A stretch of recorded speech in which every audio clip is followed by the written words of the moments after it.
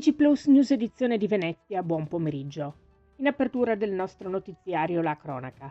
Nel pomeriggio del 3 aprile i carabinieri della stazione di San Marco hanno arrestato un ventenne e un ventinovenne, entrambi residenti nel veneziano, presunti responsabili di furto in concorso. I due ragazzi si sarebbero introdotti nello spogliatoio di un ristorante del centro storico veneziano, impossessandosi di un portafoglio, denaro ed effetti personali riposti negli armadietti dei dipendenti, venendo però scoperti e rincorsi dalle vittime, che avrebbero minacciato per farle desistere dal continuare nel loro inseguimento. In quel momento è transitata nelle vicinanze una pattuglia dei carabinieri di San Marco, che è riuscita ad individuare e bloccare tempestivamente i due, recuperando e restituendo la rifurtiva agli aventi diritto. La perquisizione eseguita nei confronti del 29enne ha inoltre permesso di rinvenire in un trolley che questi portava al seguito alcune bottiglie di alcolici, una con dispositivo antitaccheggio sottoposta a sequestro in attesa di individuarne la provenienza.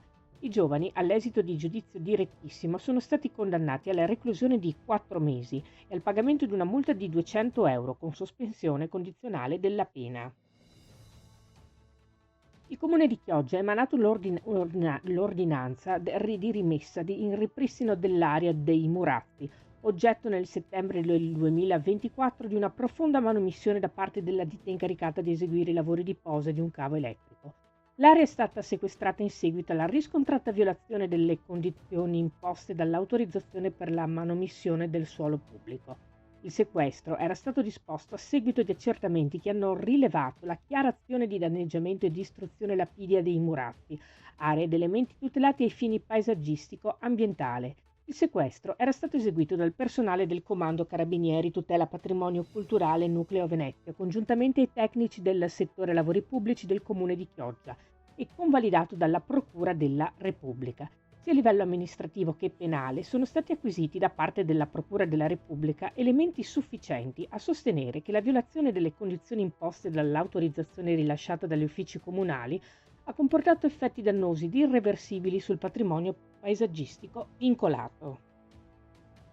Cambiamo argomento, parliamo di cultura. Portogruaro, con il suo cuore antico e generoso, sale sul podio della letteratura italiana. Il premio Campiello Junior 2025 va all'icona della letteratura per ragazzi Chiara Carminati con il romanzo Nella tua pelle. Questa bellissima opera ha saputo raccontare con intensità e poesia una pagina intima, dolorosa, ma vibrante della nostra storia. Il libro è un omaggio potente all'Istituto Filippo Neri, casa e rifugio per quei tanti orfani, ma non orfani, sospesi tra madri lontane, padri assenti o rinnegati, e quel mondo che spesso non ha saputo riconoscerli.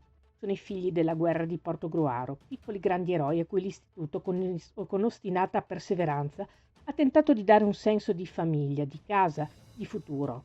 Il romanzo ha visto la prima nazionale assoluta proprio a Portogruaro, nella biblioteca civica il 20 gennaio 2024 con quasi 200 presenze. Cambiamo ancora argomento. Come da programma, nell'ultima settimana di marzo sono iniziati gli sfalci dell'erba nelle aree verdi pubbliche, nei parchi e nei giardini degli istituti scolastici del territorio di Mirano. Gli interventi sono partiti da Zianigo per proseguire poi nel capoluogo, a Campocroce e a Ballò, dove sono già conclusi. Di seguito proseguiranno a Scaltenigo, Vetrego e infine nelle aree industriali commerciali di Via Taglio e Via Galilei.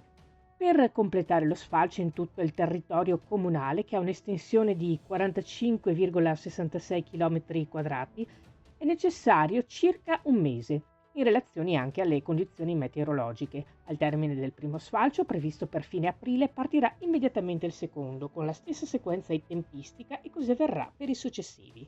Si chiude qui il nostro notiziario. Grazie per essere stati con noi, arrivederci.